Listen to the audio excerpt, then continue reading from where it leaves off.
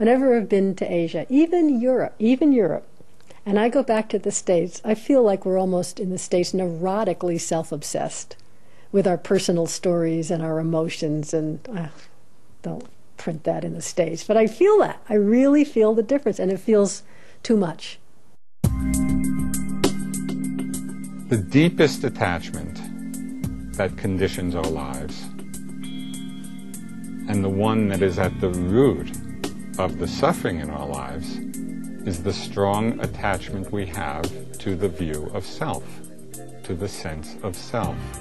The idea that there is someone behind experience to whom it is all happening. What about me? That's my first thought every morning. What happened to me is the last thought every night. Has this gotten me anywhere? Any more friends? Any more love? More joy? It should have by now. In fact, by now I should be a bundle of joy. Because I say this mantra every day. What about me? What about me?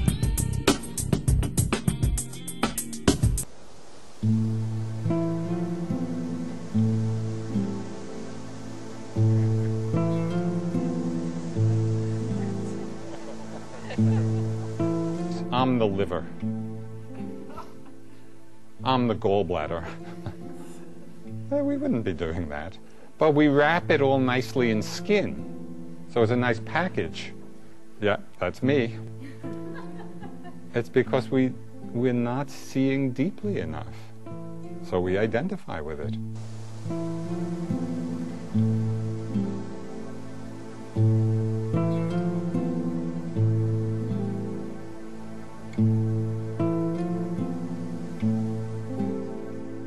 I remember in college when I was studying Eastern philosophy, and we were reading the Bhagavad Gita, and there was one line in that book, and I didn't know anything at the time. This is about Eastern Buddhism.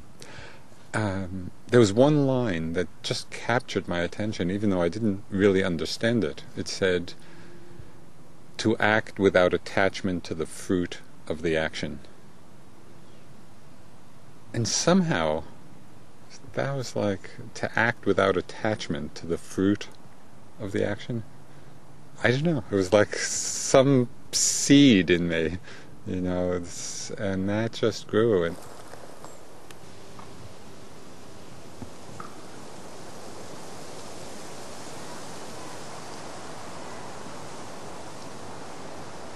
in university, I was studying philosophy because I wanted to understand my life and my mind, but it was very unsatisfying because it was mostly just the study of what people said, but not really how it applied to my own life.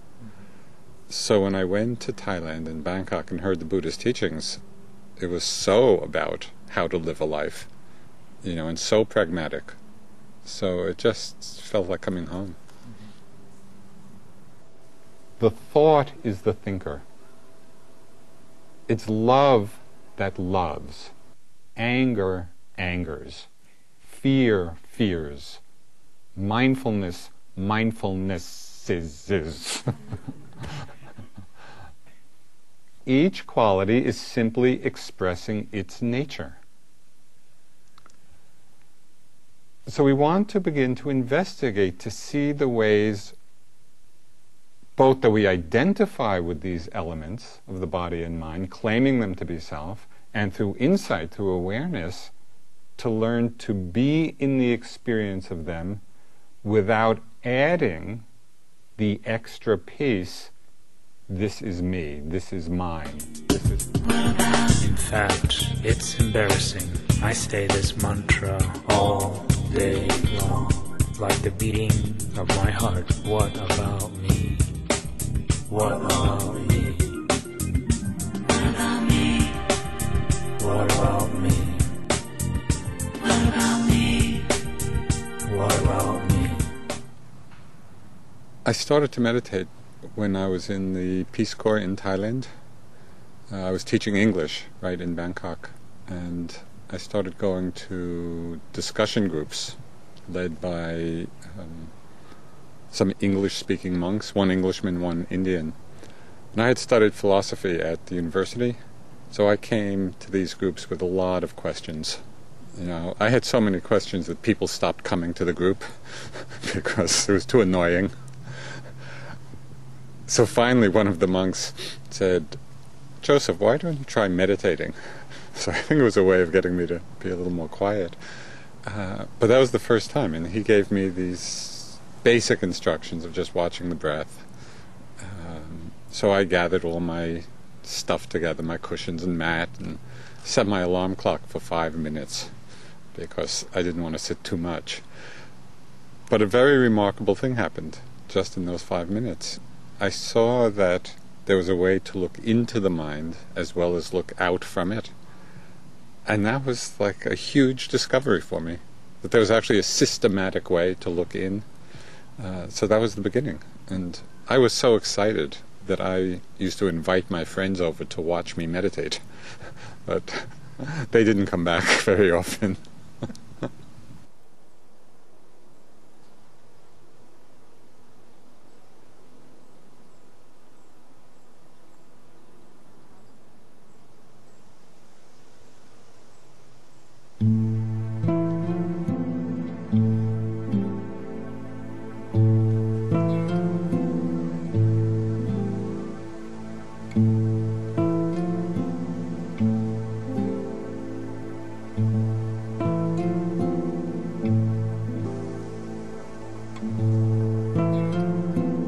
I was very confused. I hadn't really had systematic teachings, so I was just mixing a lot of things together. I was watching my breath and doing mantras and watching my third eye, and just everything I had heard got mixed up. So after a week of this, I realized how confused I was, and I realized I needed a teacher.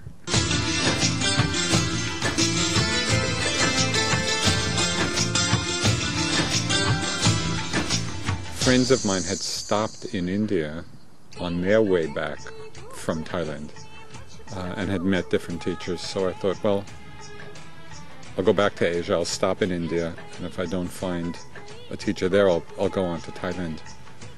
And in India, I did travel around to some different ashrams, but I ended up in Bodh Gaya and met my first teacher, Anagarika Munindra, and he said something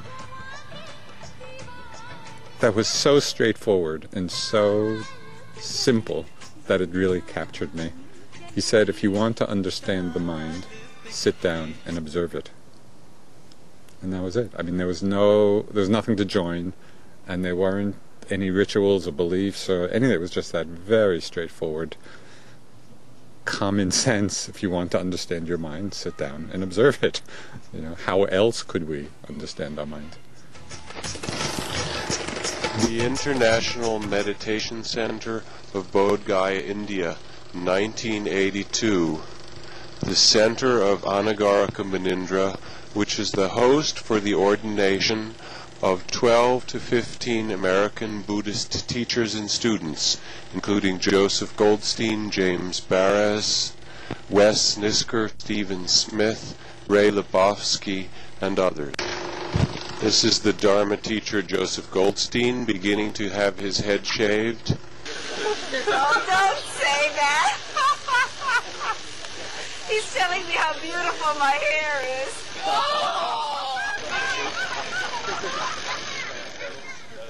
When a friend of mine was going to India, she had attended a lecture by Trungpa Rinpoche. This was in the early years.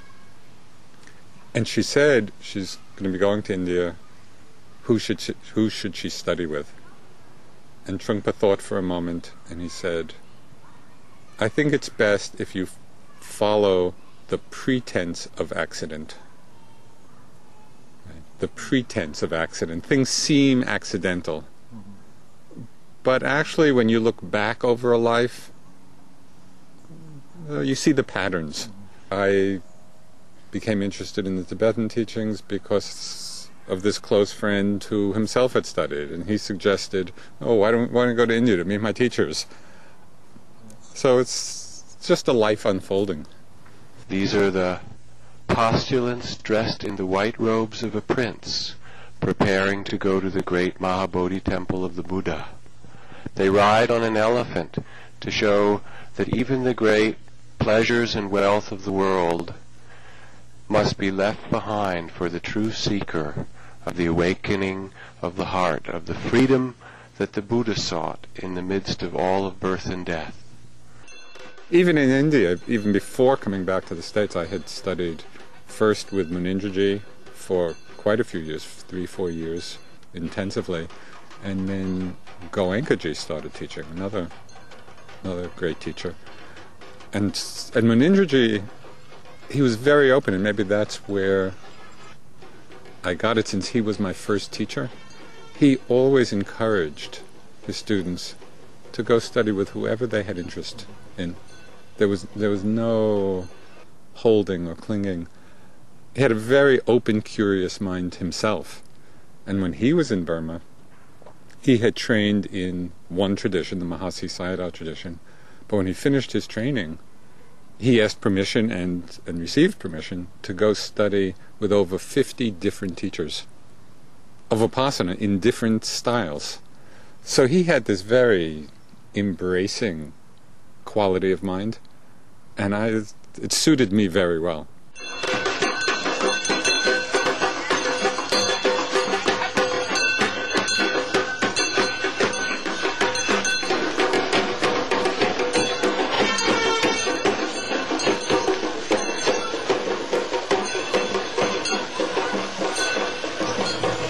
His Holiness the Dalai Lama and the great Taungpulu Sayadaw sit together to bless the gathering.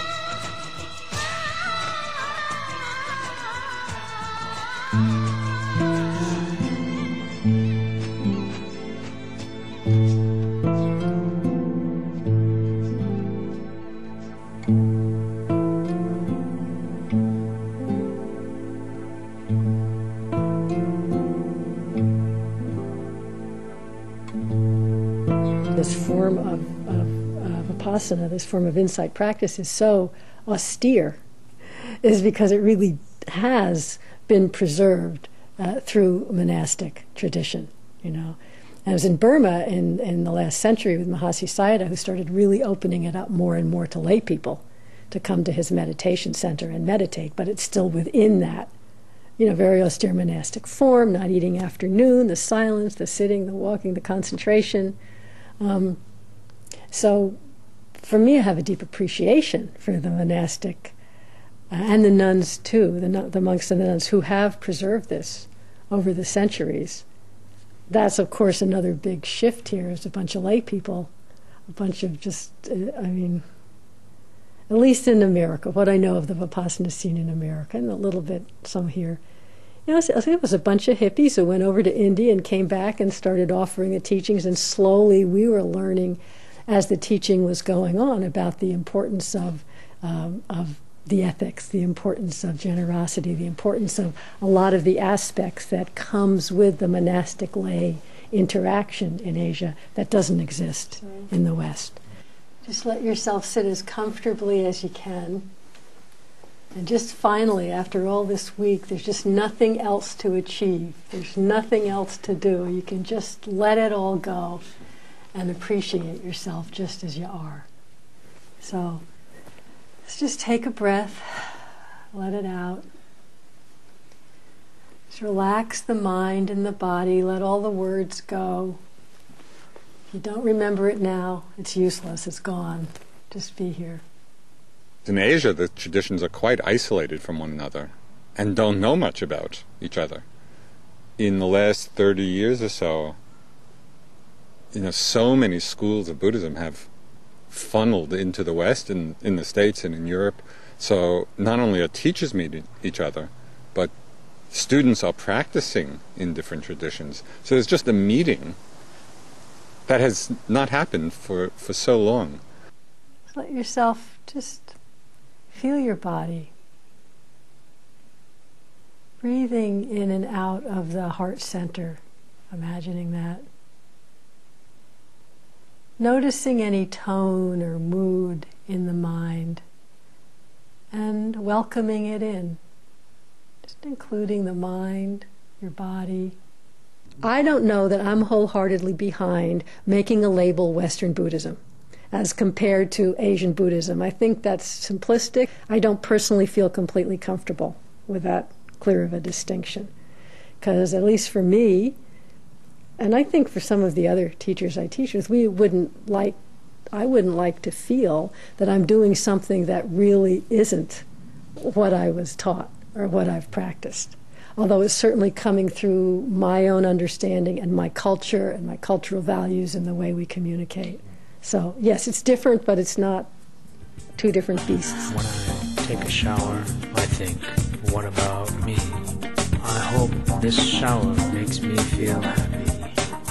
I hope this kiss makes me feel happy. I hope this lunch makes me happy. I hope these clothes make me feel happy. I hope this donut, this cup of coffee, this new affair, this new job. But in the Mahasi Sayadaw style, which is quite a few teachers, there's a very specific form of how you report in an interview.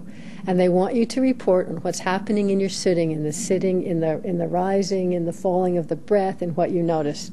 So if you were to come in and say, I remembered this thing with my mother, he would either completely say what was happening in your sitting, or he'd say, did you note it as thinking? Did you note it as remembering? And if you say, yeah, that's fine. Okay, then what happened to it? It went away, it got stronger. But then my mother, and I felt so sad. Did you note sadness? Yes or no? Did you notice sadness? Okay, what happened to it? Just on that level. So you can bring anything in that happened, anything that happens, but within the context of what's arising now, how did I notice it, what happened to it? Not within the context of this is my story and I'm so and what can I do about it? You see the difference, that the ego, the sense of me in this story isn't upheld. And it's only as it's arising right now. What about me? What about me? What about me? What about me? What about me? What about me? What about me? So I don't feel any sense that you can't bring something up, but it's just not going to be gone into on a level of personal history in the way that we do in the West. And I actually can see some good in that, because I can be really honest. Whenever I've been to Asia, even Europe, and I go back to the States, I feel like we're almost in the States neurotically self-obsessed with our personal stories and our emotions, and don't print that in the States. But I feel that. I really feel the difference, and it feels too much. Now in Asia, sometimes with some teachers, it's too little. There's people who are really suffering enormously from, say, self-hatred or low self-worth. That's a huge one that a lot of Asian teachers just don't even seem to understand. And so someone can come in with that and they'll just say, did you note it, or try harder? I mean, the worst thing you can say to someone who's in a knot because they're not doing it good enough. So that's the real miss. That's something that is really quite difficult for people who have strong striving and low self-image and self-hatred, and it gets involved in how they meditate, and the teacher just doesn't see that. You know, I've just heard horrible stories, you know, where they say, well, someone came in and reported, said, well, you just can't do this meditation well enough, kind of gone, you know, that just doesn't work. Whereas in the West, we understand that, and we can, you know, acknowledge it and help people learn how to be mindful of it, but including it, you know, in a way that has more understanding. This new spiritual practice, this new movie, this new CD, this new CD will make you happy, happy, happy, happy, will make you happy, happy. What about me? That's my first thought every morning. What about me? What happens to me? What about me? It's my last thought every night. Has this got me? Any more love? Any more love? One something that I appreciated a lot in the Tibetan teachings, which is found in Theravada teachings, but it's not emphasized as much, is the whole teaching of bodhicitta. And just really cultivating that aspiration that our practice be for the benefit of all beings. Now that's found in the Pali texts. I mean, the Buddha said to his first 60 enlightened disciples, go out for the good and the welfare and the benefit of the many. So it's there, but it's not emphasized in the same way. So when I heard that, and it was wonderful, I heard the teachings of bodhicitta, and I understood the connection of that with the teaching of selflessness. And I saw that they were really the same thing. They were two sides of the same thing. So that was a coming together of elements of different traditions, in something that was so powerful. We can plant that seed every day. We can plant it at the beginning of the day. We can plant it at the end of the day. And to hold this aspiration, which is this is a vast aspiration, right? That our lives be for the benefit of all beings. So we want to do this not with some grandiose idea. We want to have a tremendous humility with this and realize we're just planting a small seed. Maybe it's even having the aspiration to have the aspiration.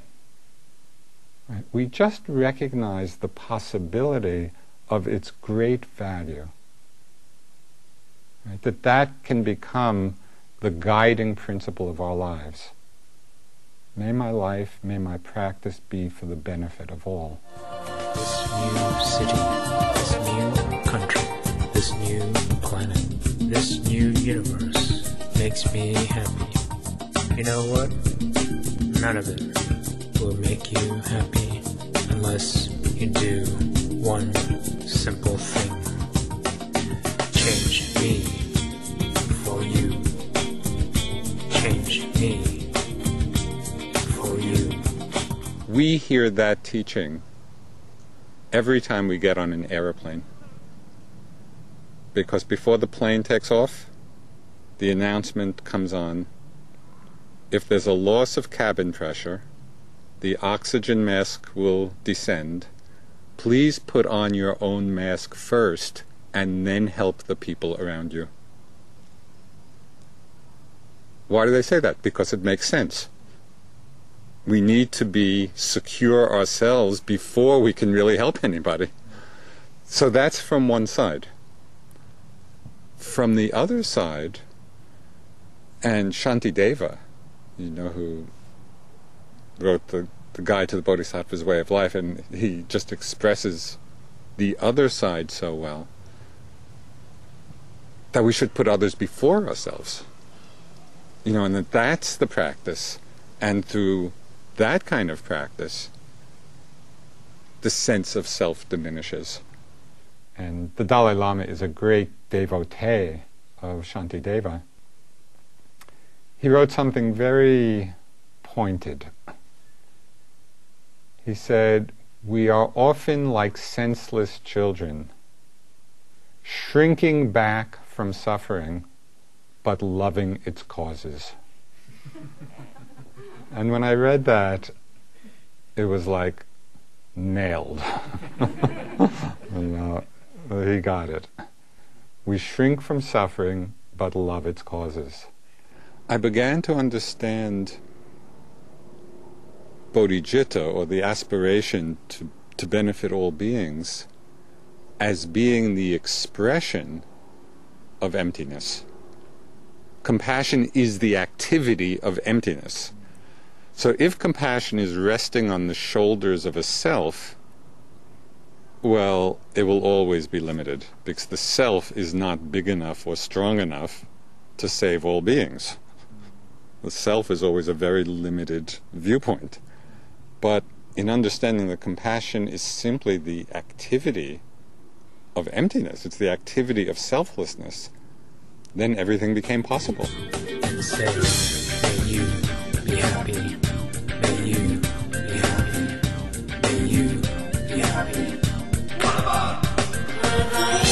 That's my first thought every morning. I'm a cynic, actually. I mean, even the Buddha couldn't really change his society, could he? I mean, his clansmen were having wars with each other, and he could go and arbitrate being who he was, and then a lot of them would come and become monks, and then the women went and became nuns. So, actually, Joseph and I were just talking about this today.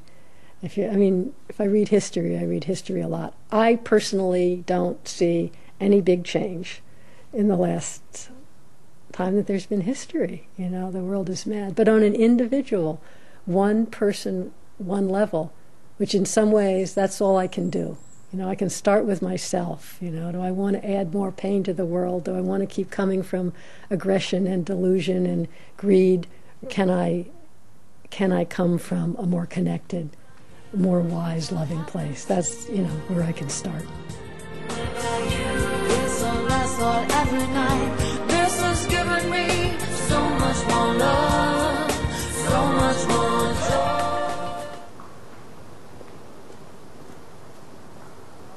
joy. And even on this retreat, read the information sheets of people. I've studied where they list who they studied with. I've done Vipassana retreats. I've done Zen retreats. I've done Tibetan retreats. Unusual. So again, it's still a question. How is it going to evolve? And hopefully what's not skillful about it will fall away and something good will emerge. So we'll see. I think it's in the state of a great experiment at the moment. But it's not a question of whether or not it should happen, because it is happening. It's happening historically. And so it's quite a historical moment in the history of Buddhism. I give you a big fat kiss, take a shower, and make my bed when I dance, make you happy. When I give you the remote control, make you happy. When I sit on a park bench by myself, when I feel the sun and the breeze. Honestly now, that as it touches other people and they start to shift in their own lives, that has some little effect on those people. And they'll have some effect on the people they touch. Big picture, I don't think any big change is going to come. But small picture, yeah, one person, two people, three people, and that seems to me worth doing rather than not. Stare into your eyes. Make you happy.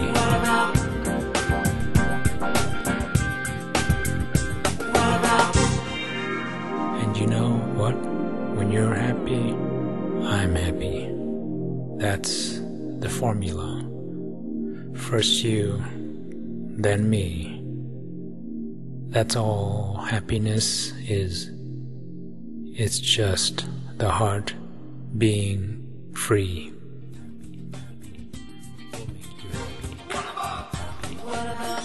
That's my first thought every morning.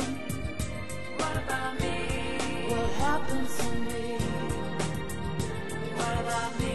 It's my last thought every night.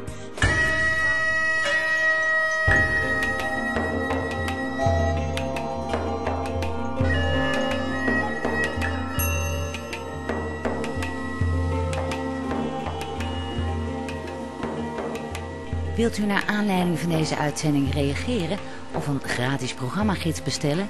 Bezoek dan onze website boeddhistischeomroep.nl.